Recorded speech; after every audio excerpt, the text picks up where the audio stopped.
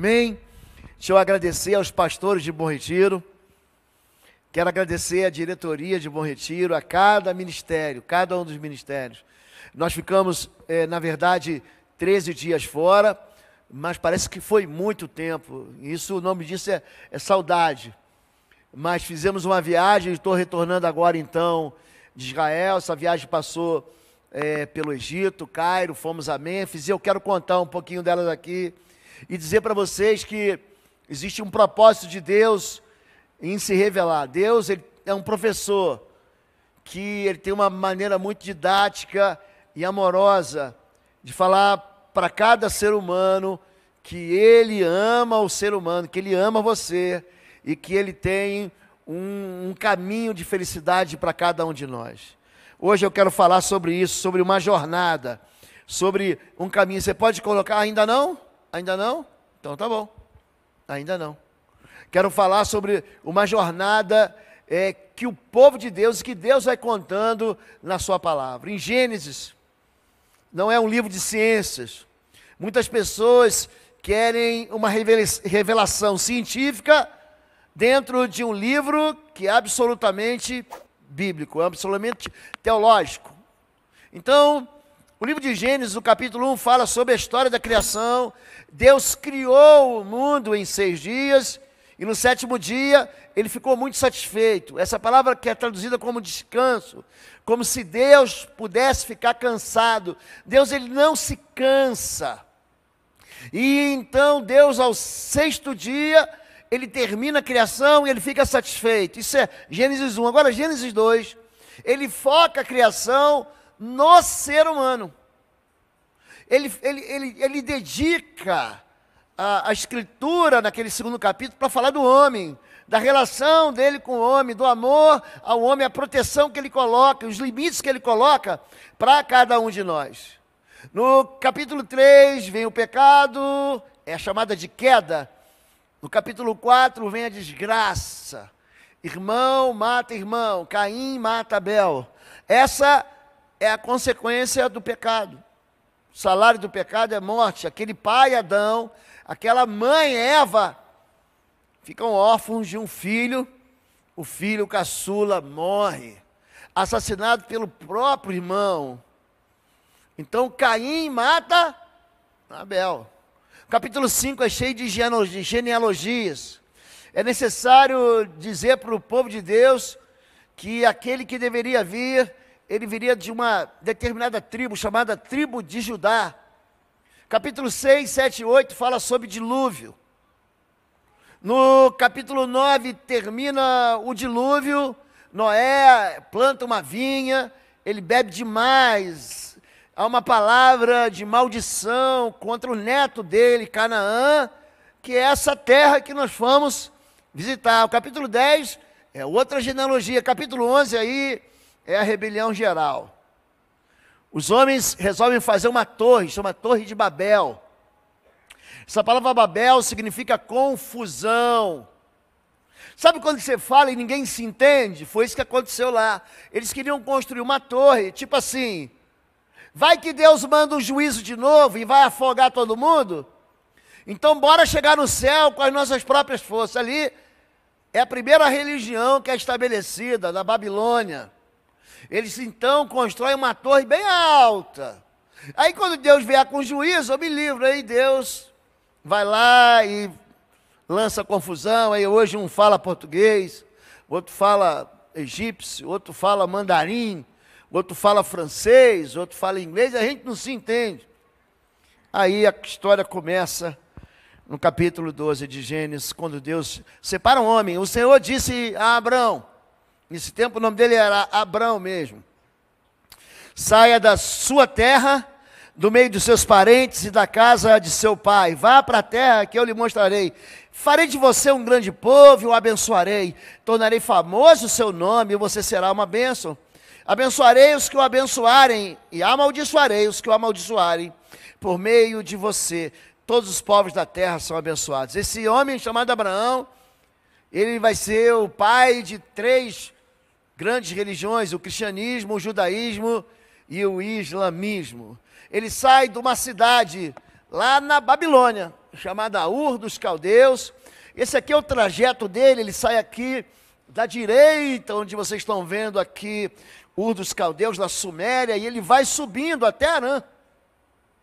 E depois ele desce até Zoan, que na verdade é o que a gente chama de terra de Gósen. É a terra onde Abraão peregrinou no Egito e volta até Berseba, aonde ele acaba sendo sepultado. É uma região ali chamada região de Carvalhais do Manre. Essa é a rota desse homem chamado Abraão, e aí dá o início desse ensino de Deus. É como se Deus estivesse, como a gente falou no início, numa jornada com o homem, jogando assim, sabe, quando você joga pedacinho de pão, e aí o passarinho vem seguindo e comendo naquela trilha de pedaços de pão, ele vem chegando até ele se aproximar. É isso que Deus está fazendo. Aqui nesse lugar chamado Egito, nós chegamos no Cairo no dia 14, começa também algo que é um capítulo muito triste da história de Israel, chamado escravidão. É daqui que vem toda a sintonia fina que a gente tem para trabalhar na área de libertação. A libertação não usa força humana, não usa inteligência humana. Aqui a gente vai aprender com Moisés a libertar cativos sem brigar. Você não liberta cativos porque você é mais experiente, é mais forte, ou porque você está armado com um fuzil, ou porque você tem palavras de persuasão, não é. A liberdade vai ser conquistada a preço de sangue, mas no sangue do Cordeiro. Diz assim, disse o faraó ao seu povo. Vejam, o povo israelita é agora numeroso e mais forte que nós. Temos que agir com astúcia para que não se torne ainda mais numeroso, e no caso de guerra. A questão aqui é guerra mesmo. Aliem-se aos nossos inimigos, lutem contra nós e fujam do país. Estabeleçam, pois, sobre eles chefes de trabalhos forçados, para os oprimir com tarefas pesadas. E assim os israelitas construíram para o faraó as cidades celeiros de Pitom e Ramsés. Primeira coisa que você tem que entender, o povo de Israel não construiu as pirâmides já estavam lá. Essa cultura megalomaníaca, o que é uma pirâmide? É um grande caixão, existe uma necrópole de Gizé. Então, quando você atravessa o Nilo para o lado, quando você olha para o mapa, deixa eu voltar o mapa aqui, quando você olha para o mapa, tudo que está, então você está vendo o Nilo aqui, onde está a palavra Egito, você está vendo aqui? Ali em cima é o delta do Nilo, chama-se de Baixo Nilo. Mas como, pastor, está lá no alto? É porque o Nilo, ele corre do sul das montanhas, atravessa 10 países, e ele vai morrer lá no norte. Por isso que chama-se Alto Nilo no sul e Baixo Nilo no norte. E o povo de Israel ficava ali, onde está mais ou menos entre o território de Zoan e On. E eles não construíram as pirâmides, eles não foram escravizados para construir pirâmides. Mas aqui a astúcia de Faraó é para oprimir. Presta atenção no que eu vou dizer. Eclesiastes capítulo 7, verso 7 diz: a opressão faz até o sábio endoidecer. Qualquer crente pode passar por momentos de opressão espiritual. Jesus, no Getsemane, ele suou sangue. A opressão espiritual é algo que vem de fora para dentro, não tem nada a ver com a possessão espiritual. São duas coisas distintas, mas aqui ele vai pegar um povo livre, ele vai pegar filho de Deus e vai jogar dentro de uma jaula. Eles aqui vão ser escravizados de tal maneira que eles vão necessitar de um libertador. Eles vão construir algo que não é para eles, eles não vão desfrutar do seu trabalho. O Egito é o símbolo da força gasta sem nenhum valor. Você vai trabalhar, trabalhar, trabalhar. Você não vai ser favorecido em nada. Você não vai ter descanso. Aliás, o sábado ou o Shabá, ele é uma maneira de você dizer no mundo espiritual que você é livre.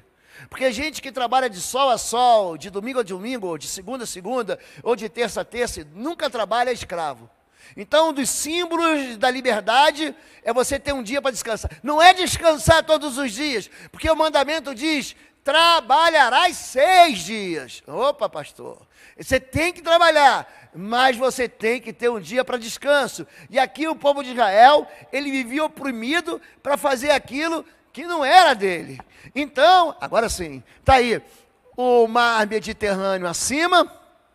Vocês estão vendo a cidade de Alexandria lá à esquerda, a cidade de Roseta, onde tem a famosa Pedra de Roseta. Essa Pedra de Roseta, ela vem escrita em 3 idiomas, no idioma que a gente chama de copta, que é um idioma grego, um idioma de hieroglifos, que são aqueles desenhos que são...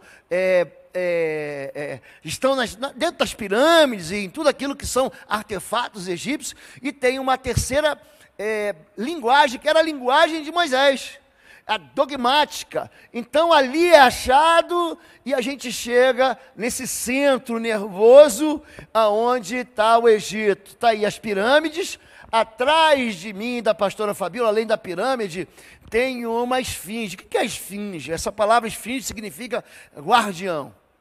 Guardavam o tesouro, nesse caso, é o vale. Ali tem um vale aonde os faraós eram sepultados. Então, tudo aquilo que ficava à direita do Nilo, vocês estão vendo o livro, parece uma árvore, mas é um rio aqui. Tudo que fica à direita do Nilo significa vida. Então você não vai ver nenhuma estátua, nenhuma pirâmide lá, com aquela barbicha entortada, que faz uma curvinha. Porque o lado direito significa vida, e o lado esquerdo significa morte. Então, as pirâmides sempre ficam para o lado esquerdo. Ali começa um deserto, chamado de Saqqara, e depois vai seguir o deserto do Saara. Tudo daqui para a esquerda morre. E aqui é uma região onde os faraós, e somente rico tinha esse tipo de tratamento para a morte, nos mostra que o ser humano quer vencer a morte. O que te impressiona no Egito?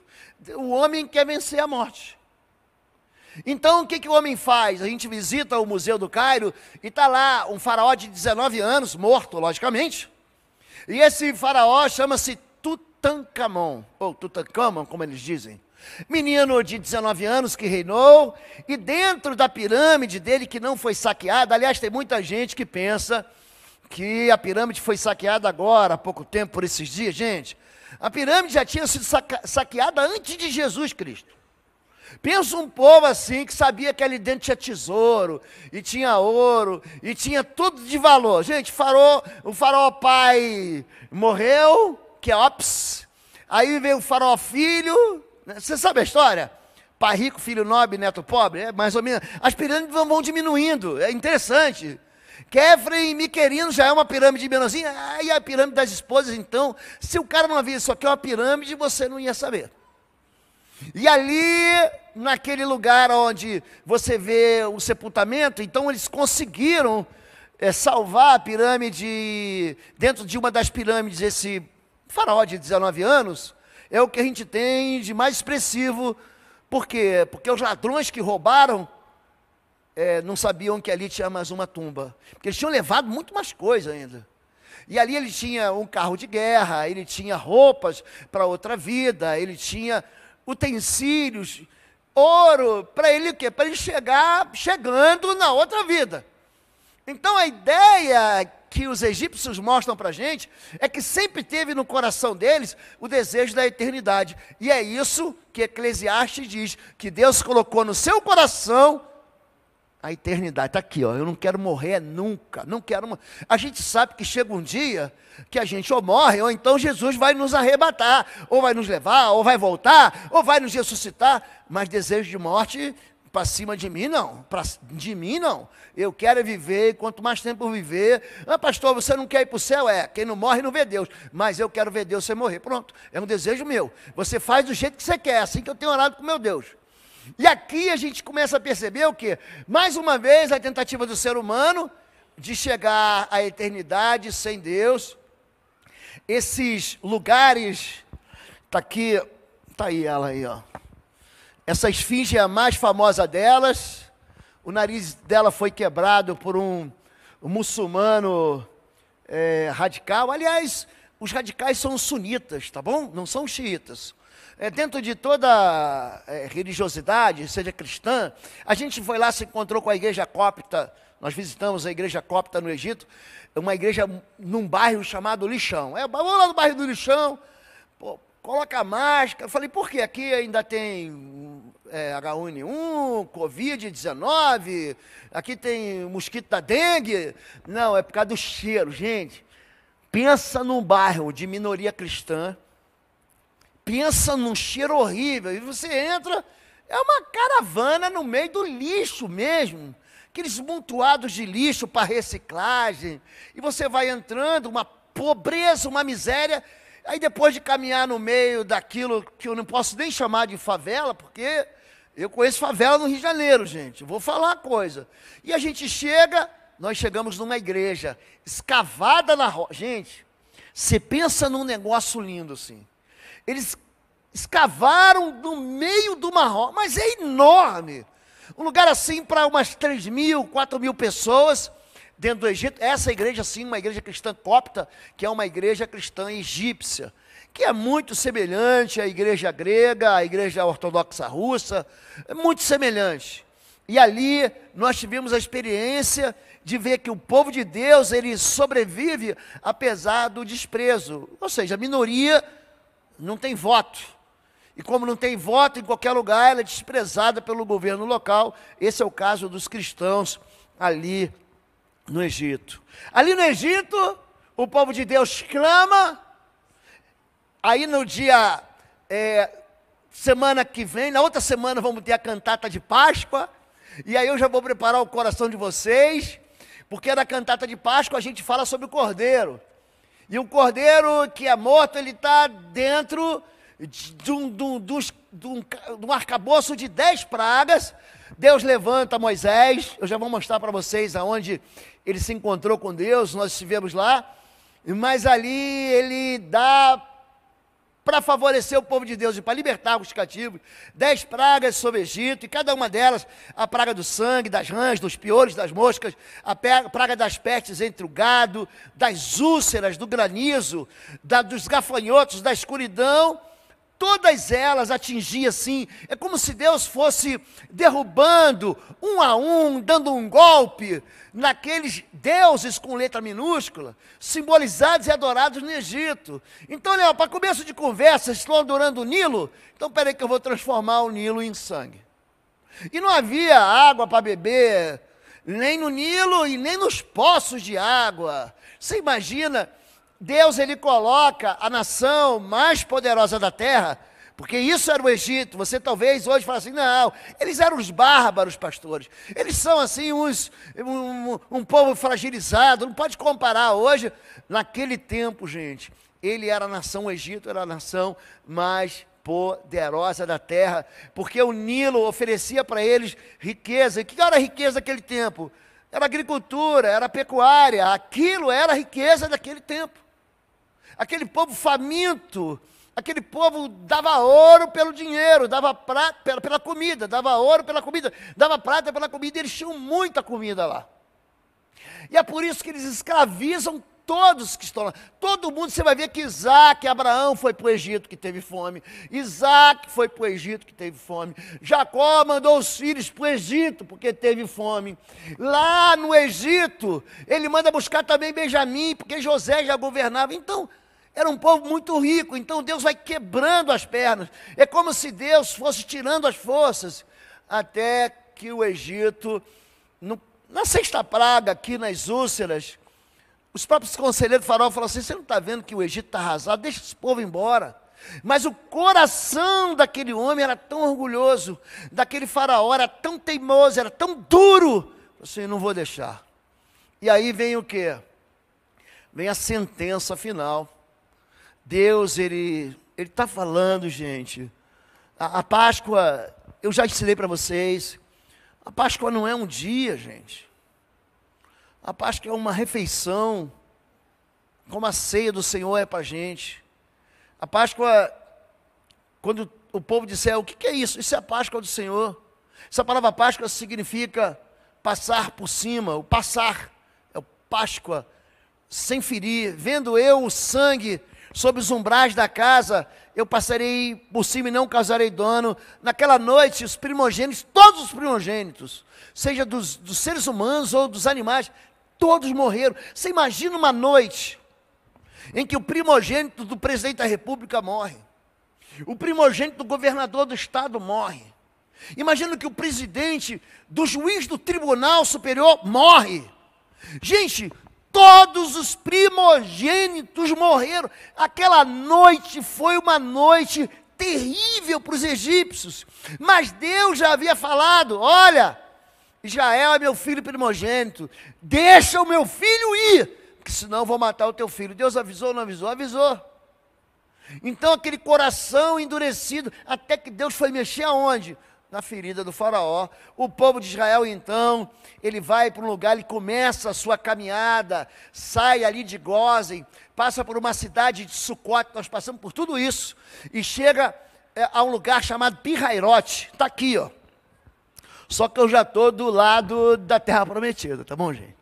Então, nas minhas costas aqui, está o Egito. Logicamente que eu não estou caminhando pelo mar, você sabe muito bem disso, o mar não abriu aqui. Nós estamos aqui num lugar onde há um observatório submarino lindíssimo, com aquela fauna e com aquela flora subaquática que tem na região do Mar Morto, especialmente ali no chamado, que a gente chama de Canal de Suez, tá bom? Logo Moisés subiu ao monte, aí terminou para encontrar-se com Deus. Que monte é esse? É o Monte Sinai. E o Senhor o chamou do monte, dizendo: diga o seguinte aos descendentes de Jacó, povo de Israel, e declare aos israelitas: vocês viram o que eu fiz ao Egito, e como os transportei sobre asas de águias, e os trouxe para junto de mim. Vocês estavam lá na escravidão, falei: bora, vem para cá. Agora, se me obedecerem fielmente, e guardarem a minha aliança, vocês serão o meu tesouro pessoal dentre as nações. Olha o que ele fala: embora toda a terra seja minha, vocês serão para mim um reino de sacerdotes e uma nação santa. Não é que Deus ama mais o judeu, mas Ele queria usar o povo de Israel, para que o povo de Israel mostrasse para todo mundo como Deus é bom.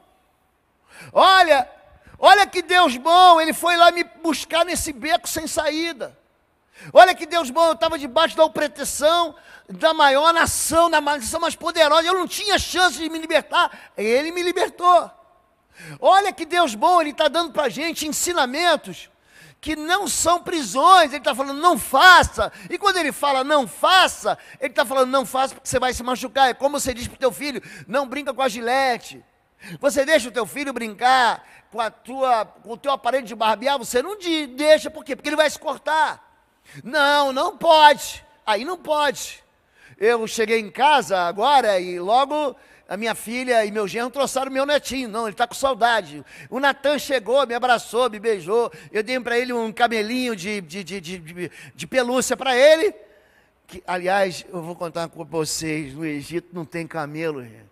Aquilo ali não é camelo, é dromedário. Só tem uma corcova, tá bom? Parece camelo. Camelo é na China e na Índia. No Egito não tem camelo. A gente vai andando e aprendendo. E dei para ele então um dromedáriozinho. E de repente ele largou o dromedário. Brinquedo de criança, é esquecido em 3 minutos. E o que ele foi fazer? É brincar com as facas. Ele foi na terceira gaveta e quando ele puxou, a mamãe gritou: Natália, porque na casa do avô não falo nada. Pode comer, vovô. Vovô deixa tudo, eu brinco com ele, não deixa ele pegar na faca, é lógico. Mas a mãe já gritou: não, aí não pode. Ele nem sabe porque não pode, mas ele fez um beicinho para a mãe dele. É mais ou menos o que a gente faz para Deus, quando Deus fala: não faça isso. Mas por quê? Eu quero fazer. Ele não faz. Porque é questão isso que ele queria, uma nação de sacerdote. Aqui Deus dá para ele num lugar chamado Sinai. Gente, isso aqui é foto. Gente, são 6 quilômetros de subida. Nós saímos, na verdade, às 8 da noite do hotel. Chegamos, a gente está aqui, lembra disso? No canal de Suez, no mar, um resort maravilhoso. Você não tem vontade de sair de lá, mas não, vamos para o Sinai. Gente, você não sabe o que Moisés passou. Não sabe.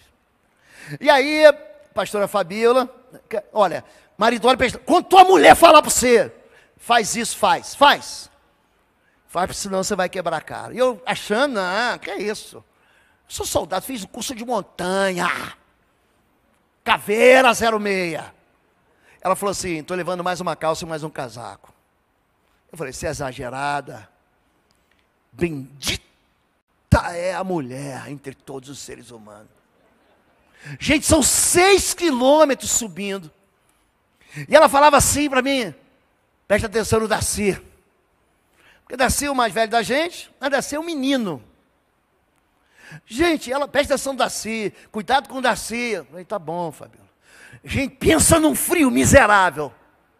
Pensa num frio assim, gente, passou pela primeira calça, pela segunda calça, passa o fio, passa pela pele, passa pela carne, passa pelo músculo e cutuca os teus ossos. Que frio miserável, você subindo. E você não sabia se você queria desistir, se você queria parar para se jogar de lá. Gente, pensa um lugar assim que você vai subindo. Aí meia-noite o cara falou assim, não, vai dar mais ou menos entre 4 e 5 horas de subida. Eu falei, o que é esse beduíno? Aliás, beduíno significa aquele que vive perto das águas. Um beduíno foi Mohamed. Aliás, todo mundo é Mohamed ou Hassan, é tudo o mesmo nome. E aí ele foi com a gente, e eu todo cheio de disposição. Gente, você tem que ser raiz. Porque passado lá 3 horas e meia, ele falou assim, agora vem a parte mais difícil. Gente, a minha língua estava no umbigo. Parecia uma gravata já, eu já não aguentava mais. E aí no início, você para, eles estão oferecendo, são beduínos, toma um café brasileiro, família Brasil, toma café. Gente, aí você falava, eu vou botar aquele frio, eu acho que eu tomava até água fervendo naquela hora.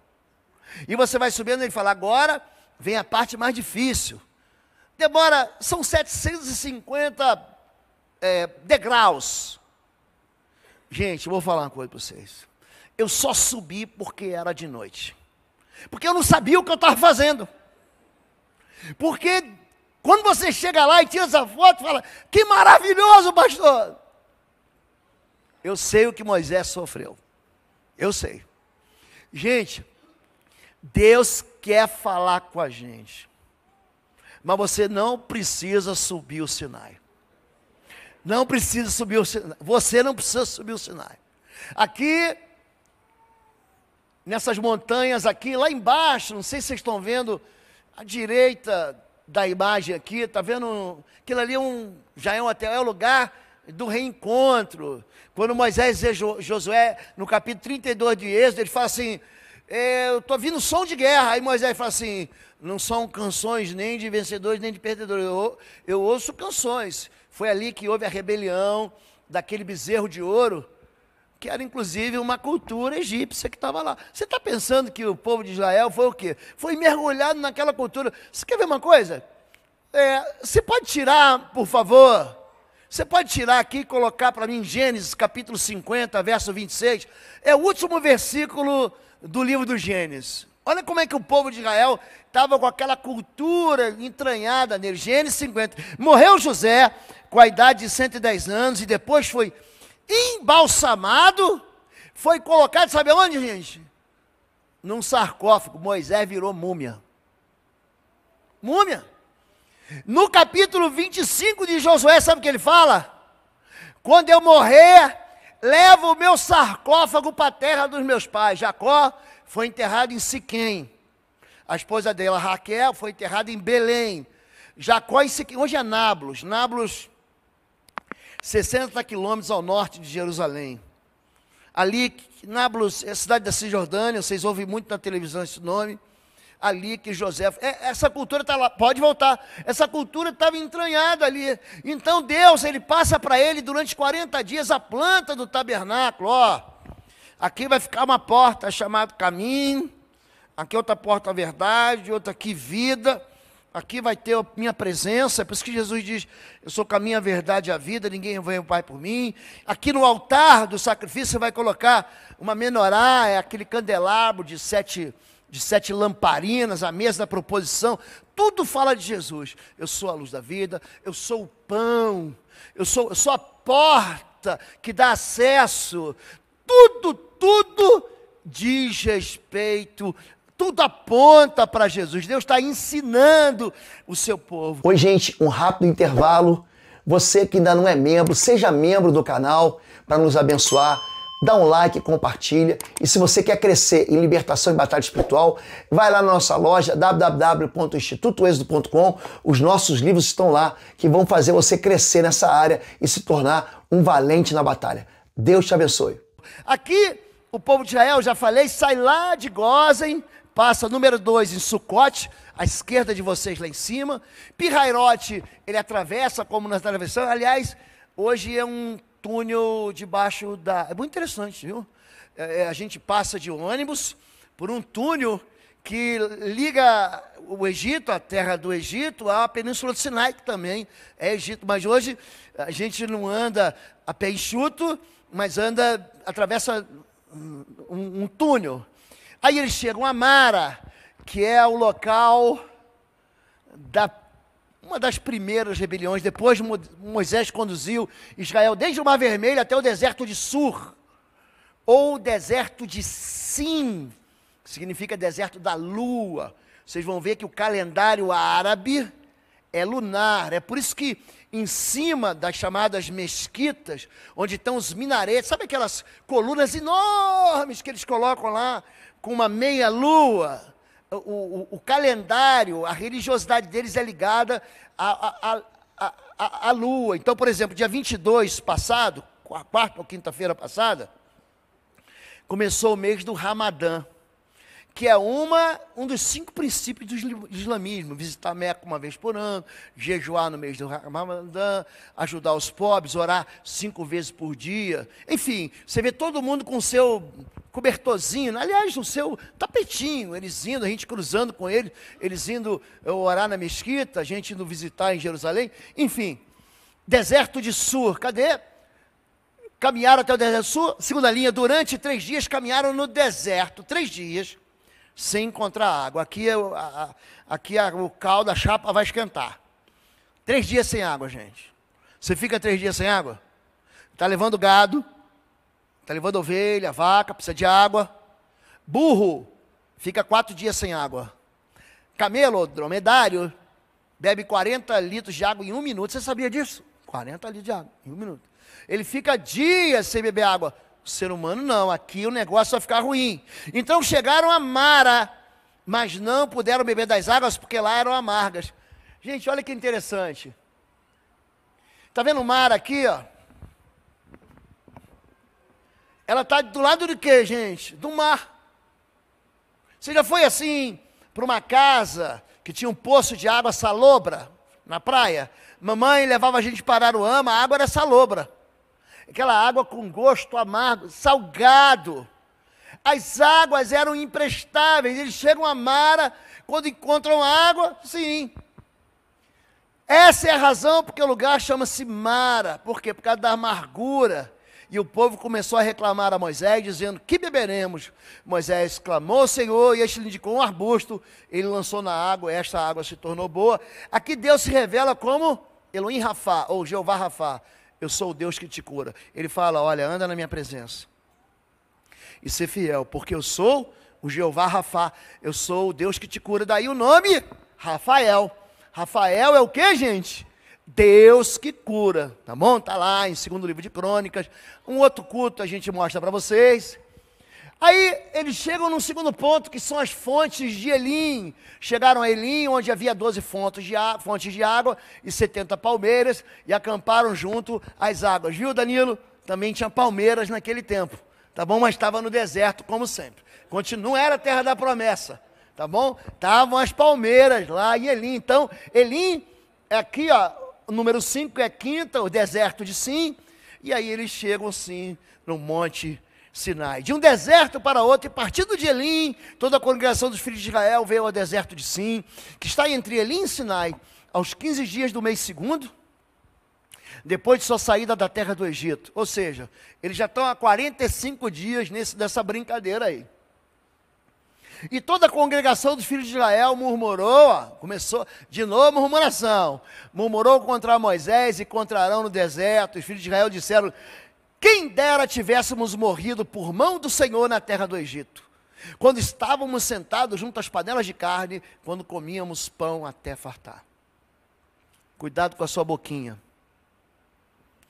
Sua mãe falava assim: zip, zip, zap, fecha a boquinha, cala essa matraca, passa o zíper nisso. Acho que os jovens hoje não sabem nem o que é ver. É tipo, o zíper, pessoal, é tipo um velcro, para você que é mais novo. Mesma coisa, coisa de velho, o zíper. Fecha essa boca. Ou, em boca fechada não entra mosca. Eles começam a pedir para Deus matar eles. Deus, quem dera você me matar. Eu não aguento essa vida, Deus. Me mata. Gente, Deus vai dar para você o que você está pedindo. Aqui Deus falou: tá bom, Moisés, eu vou suportar mais essa. Então ele faz vir um vento. E esse vento vem do oeste, trazendo codornizes. Gente, pensa um povo que comeu codorniz. Vocês vão comer codorniz, vocês vão se fartar. Vocês vão morrer com essas codornizes entre os dentes, de tanto vocês vão comer. Isso aconteceu no deserto de Sim, e chamou aquele lugar Massá e Meribá, porque ali os israelitas reclamaram. A palavra tentação aparece aqui. Eles tentaram, eles irritaram o Senhor. Eu estou te levando para uma vida melhor, eu estou te levando, você está debaixo do chicote do faraó, você está debaixo do peso injusto do faraó, você está debaixo da escravidão do Egito, eu vou te levar para um lugar melhor. E o povo está reclamando: calma, calma que você plantou muita erva daninha, a gente tem que arrancá-las primeiro, tem que preparar o sujeito que se converte hoje, e ele já quer resolver a vida hoje. Não funciona assim, querido. Você tem que semear para você colher. E aqui eles puseram o Senhor à prova, dizendo: o Senhor está entre nós ou não? Sucedeu que os amalequitas vieram atacar os israelitas em Refidim.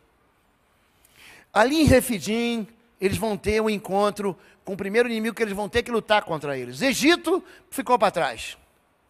Eles não lutaram contra o Egito. Você não vê guerra do Egito com Israel, você não encontra isso. Um dia lá o faraó Neco tentou invadir o Israel, quebrou a cara. Agora eles vão encontrar, a gente chama isso aqui de espírito de Amaleque. É quando você tem uma grande vitória e o diabo vem para roubar a tua alegria. Eles ali falam: será que o Senhor está comigo mesmo? Chama-se dúvida. A dúvida é a irmã gêmea do medo.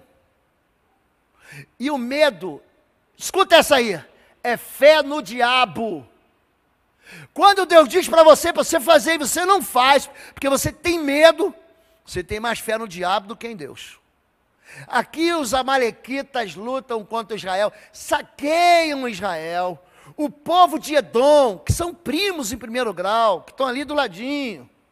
Edom, está aqui para você saber, está bem nessa divisa aqui, está vendo ali onde está? Aqui à nossa direita tem o chamado Mar Morto, o Mar Salgado. E ele desce aqui o Golfo de Acaba, e é segundo chifrinho, ele vai embora. Isso chama-se fenda Ciro-Africana. Pronto, é isso mesmo. Ali naquela região eles são atacados por quem? Pelos amalequitas. Cadê os amalequitas? Cadê? Passei. Agora sim. Sabe o que o irmão faz? Fica de braço cruzado rindo. Os edomitas falam assim: ó, bem feito para vocês. Eles não levantam uma palha, não fazem uma oração. Então Deus diz o seguinte: essa é a razão da queda de um rei que vai vir, o nome dele é Saul. Eu vou arriscar o nome dos amalequitas para sempre da história. É um povo que não existe mais. Um povo que atacou o povo de Deus durante a sua fraqueza. Eu só subi 6 quilômetros. Lógico, são 6 quilômetros para subir, 6 quilômetros para descer. Se eu mostrar as fotos para vocês, vocês vão ver o tamanho daquele... É um negócio que o deserto é uma espécie de mar. Vou mudar. Você no deserto é uma espécie de ilha, cercada de terra por todos os lados. Você olha para um lado é deserto, para o outro é deserto, para trás é deserto, para frente. Se de vez em quando vê uma árvorezinha chamada acácia, que inclusive foi dali que foi feito os utensílios do templo do Senhor, da acácia. Aquele povo estava fraco, com fome, com sede, deixando um outro país, eles são atacados, e tem gente que em vez de te ajudar, te coloca para baixo. Olha para mim. Deus não vai deixar barato. Quando você lê o livro de Obadias, é um profeta do Antigo Testamento, chamado de profeta menor, porque o livro dele é pequenininho, tem um capítulo só. Deus fala o seguinte, porque você riu, porque você disse bem feito, porque você desprezou a dor do teu irmão, porque você não levantou uma palha para ajudar. Gente, ali em Obadias, Deus julga, condena, sentencia e executa os amalequitas. Aquele que rouba a tua alegria, quando você está cheio da vitória do Senhor. O povo continua, mas continua reclamando. E para você entender, eu tirei, você vai ver lá em cima à direita, é uma fotinha minha do Google. Eu tirei aqui, você caminhando a pé, por onde dá para caminhar, porque tem um monte de montanha no meio. Saindo do Cairo, indo até Jerusalém, você leva 149 horas a pé. O que significa um pouquinho mais de 6 dias. Se você caminhar 6 dias, a pé. Do Cairo, um pouquinho abaixo da terra de Gósen, você demora 6 dias para chegar na terra prometida. Olha para mim. Eles demoraram 40 anos. Sabe por quê? Murmuração. Reclamação. É povo que diz que a sorte deles é ruim, porque Deus não faz nada, porque Deus não está me vendo. Gente, Deus sabe exatamente o caminho que você está andando. Sabe por que Deus fez esse caminho demorado aqui? Sabe por que Ele leva esse povo lá para Eilate, fronteira com a Jordânia? Ele não podia pegar e fazer uma reta? Não podia dar uma hipotenusa aqui? Não podia não, gente. Do Cairo até Jerusalém, só que ali em cima, onde está escrito faixa de Gaza, eu estou em cima dela aqui, pensa num povo ruim, era o povo filisteu. Já ouviu falar num gigante chamado Golias? Eles estavam ali, e Deus fala, se esse povo ver, os inimigos, apesar de eles saírem prontos para lutar, eles vão desistir, vão querer voltar para a vida velha, vão querer voltar para o Egito, vão querer voltar para o pecado. Então Deus desvia, Ele faz o caminho mais longo. Gente, eles podiam fazer esse trajeto, é lógico que eles iam parar para dormir, para descansar, é lógico. Mas, imagine que eles não parassem, em 6 dias eles estariam lá. Mas eles demoram. Tem muita coisa que você não recebeu de Deus, sabe por quê? Você é rebelde. Você é reclamão. Tem muita coisa que a gente demora a receber de Deus, sabe por quê? Porque a gente não glorifica a Deus no caminho que Ele dá. Na jornada, a gente está falando de jornada. Lembre-se de como o Senhor, o seu Deus, os conduziu por todo o caminho do deserto.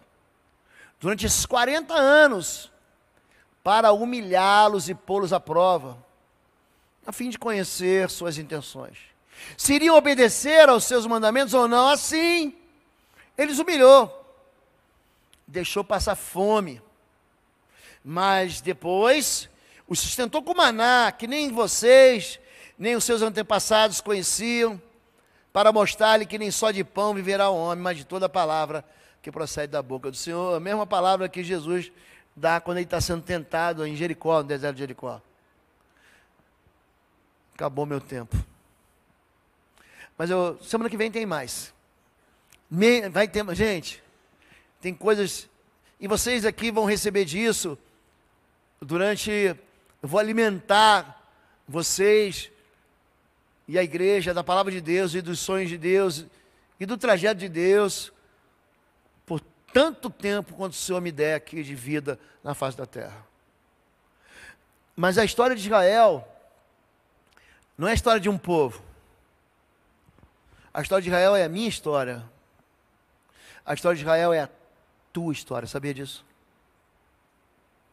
Isso que esse povo passou, você já passou um dia.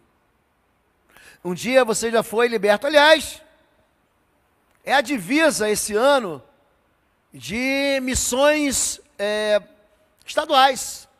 1 Pedro 2, que diz, para anunciar a grandeza daqueles que nos retirou do reino das trevas e nos trouxe para o reino da sua maravilhosa luz.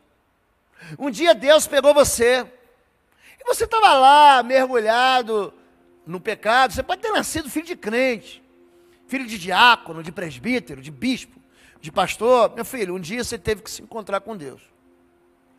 Essa história de Israel fala muito da minha história e da tua história. Você nunca quis reclamar com Deus.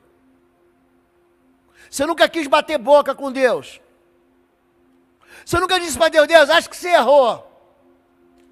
Você está acertando, só está mirando a bênção no vizinho, mas você manda para mim e desvia para o outro. Você nunca pensou isso? Ou você também nunca pensou, Deus, minha vida não vale nada, me leva. Nunca pensou isso? Que vontade de desistir. Que vontade de viver a vida velha. Gente, a história de Israel é uma lição, é um espelho da nossa própria história. Esses sentimentos que o povo vai nutrindo, essas experiências que eles vão tendo com Deus, esse negócio de você falar assim, está amargo demais a minha vida, e Deus ir lá e adoçar. Quantas vezes Deus adoçou a sua vida? Você pode estar vivendo agora um momento de amargura, uma mara. Você pode estar vivendo agora um momento que você está ali, que você tem vontade de experimentar um outro sabor. Teve um filme que concorreu ao Oscar há uns 10 anos atrás. Eu não sei o nome da artista. Ela era uma das moças que fazia Friends. Mas eu não sei o nome dela. A moça loura. Aliás, tinha um monte de loura lá, não tinha? E a história dela é uma história, o nome do filme é Cake. E como ele já é muito velho, eu não estou dando para você, não estou contando um spoiler para você. O filme é velho mesmo. E é um filme assim, que a moça, ela só se machuca o filme inteiro, gente. Ela perde o filho dela atropelado. Ela não consegue perdoar a pessoa que atropelou o filho dela. O casamento dela desaba. Ela é roubada. Ela contrata uma pessoa para trabalhar na casa dela. A pessoa rouba ela. E o nome do filme é esse, Cake. Sabe o que é cake? É bolo. Você gosta de bolo? Bolo de chocolate. Você gosta? Eu gosto. E aí no final do filme, alguém prepara para ela, depois de tanto que o filme todo gira em torno de um bolo e dessa história dela de choro, de perda, de tristeza, de desgraça. Aí no final do filme, o filme termina como começou. O bolo saindo de dentro do forno, colocando uma cobertura. Ela prova o bolo e ela fala assim, era esse sabor que eu queria ter de novo. A vida dela era amarga, mas ali ela é curada da sua amargura. Foi o que aconteceu com o povo de Israel. Já passou por um momento de fome, eles passaram em Refidim. E Deus encheu eles de quê? De codornizes. É a minha história, a tua história. Vamos ficar em pé e vamos orar. Eu hoje cheguei a ler, se vocês ficassem assim, não, pastor, vamos embora. Você sabe que tem igreja que é assim, né? Pastor, pode continuar, como vocês me têm aqui sempre.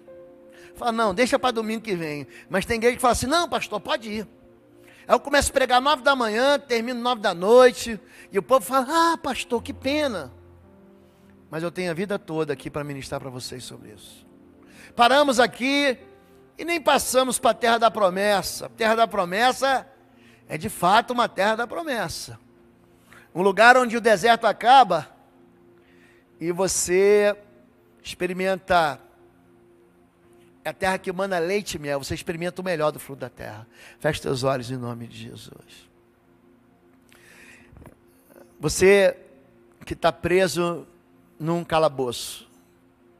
Você está preso num lugar sem saída.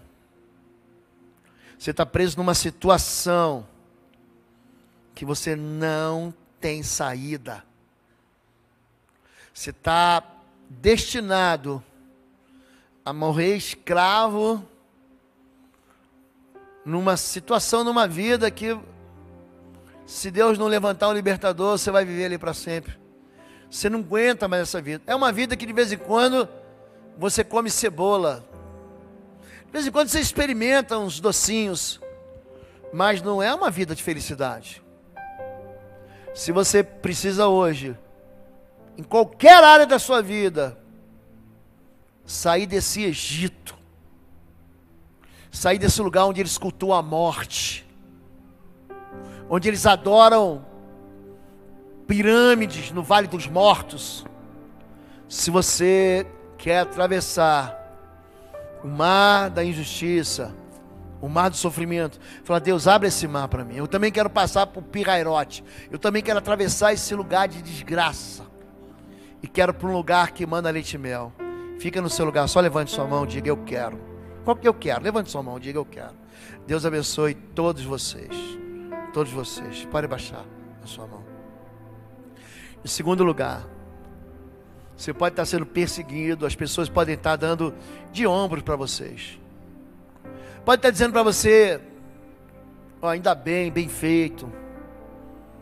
Gente que podia te ajudar não te ajuda. Gente que podia socorrer, te dar uma palavra de ânimo, só diz para você o que não presta. Você está sendo atacado onde você é mais frágil, no teu tendão de Aquiles. Sabe aquele lugar que você fala: aqui de novo, nessa área de novo? Não, Deus, não, eu não aguento mais. Se você quer o livramento do Senhor, como Deus livrou o povo de Israel dos amalequitas, levante sua mão. Deus abençoe vocês. Deus abençoe. Número 3, amargura. Você esperava chegar num lugar que tinha doçura e tinha amargura. Você estava esperando uma resposta do médico: não, vai estar tudo bem. O médico falou: não, o que eu tenho para te dizer aqui não é bom não. Você esperava que esse próximo relacionamento, pastor, eu tenho certeza que ele era a pessoa da minha vida. Eu tinha certeza que agora o meu filho ia se emendar, que a minha esposa, que meu marido ia se consertar. Eu tinha certeza que eu ia beber das águas doces de novo. Deus, eu não aguento mais experimentar amargura. Se você quer que a tua água, as fontes e mananciais sejam fontes de doçura, você sabe muito bem o que Deus está falando com você. Só levante sua mão, diga: eu quero. Deus abençoe. Você quer que Deus fale com você? Deus fala com a gente. Por que hoje a igreja tem tanta dificuldade de ouvir a voz de Deus? Sabe por quê? Por causa de alguns movimentos que se dizem cristãos e não são, que se dizem carismáticos e não são, que vivem atormentando você com promessas que nunca vieram de Deus. Deus fala, querido. Deus fala contigo pela sua palavra em primeiro lugar. Deus fala em sonhos. Deus fala em visões. Deus é um Deus que falou com Moisés, mas é um Deus que queria falar com todo o povo de Israel. Se você, Senhor, eu quero ouvir a voz de Deus, como o som de muitas águas. Se você precisa de uma resposta de Deus para a sua vida, só levante sua mão, Deus vai ver. Deus abençoe todos vocês. Vamos orar. Nós temos uma canção. Todos vocês que levantaram as mãos, durante a canção, vocês vão vir aqui à frente. Muita gente levantou a mão. Seja o Egito que você está vivendo, hoje é dia de sair desse lugar. Seja a dor que você está experimentando, hoje é dia. Vou convidar vocês para que venham à frente durante a canção e nós vamos orar por vocês. Amém. Vamos orar? Feche seus olhos. Deus e Pai, queridos, É no nome do teu Filho Jesus, aquele mesmo que na cruz morreu e ao terceiro dia venceu a morte.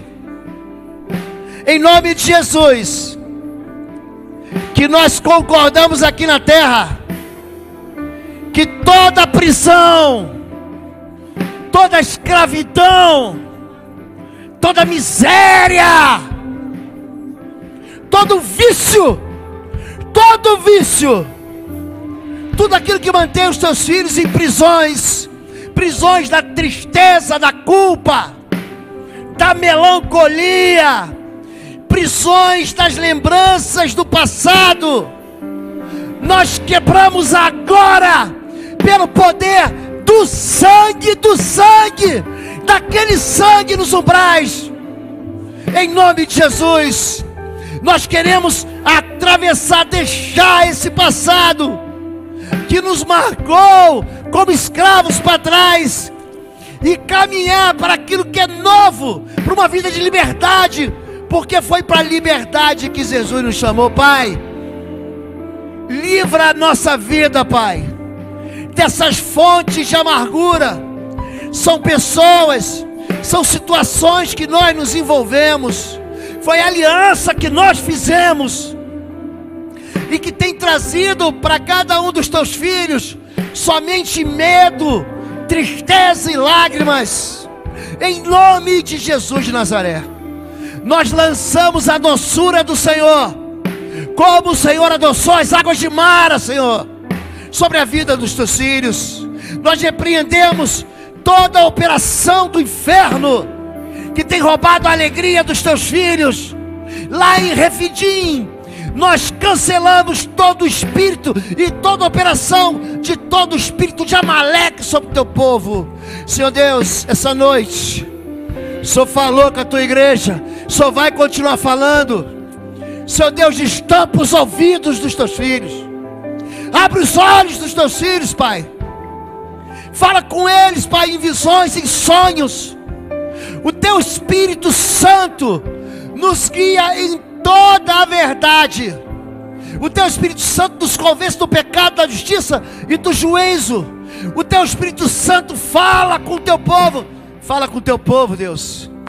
Como o Senhor falou com Moisés em Horebe, como o Senhor falou com Moisés lá em cima no Sinai, e como o Senhor tem falado através de Jesus Cristo pela sua palavra. Senhor Deus, em nome de Jesus, abençoa esse povo, Deus. Começa uma vida nova, porque nós somos como Israel, nós somos o teu povo, em nome de Jesus, amém, amém. Você pode dizer amém? Deus abençoe você. Eu quero dizer para você que nos visita hoje, você é muito bem-vindo. Eu estava morrendo de saudade de vocês, de verdade, gente, morrendo de saudade. Que bom que a gente está de volta, e a gente vai ter muito tempo para caminhar junto. Se você não é batizado, entenda isso. Batismo é de arrependimento. Você precisa ser batizado. Se você não tem igreja, você tem um lugar aqui nessa igreja. Pastor Paulo, seu time da integração, dá o seu nome para eles, amém?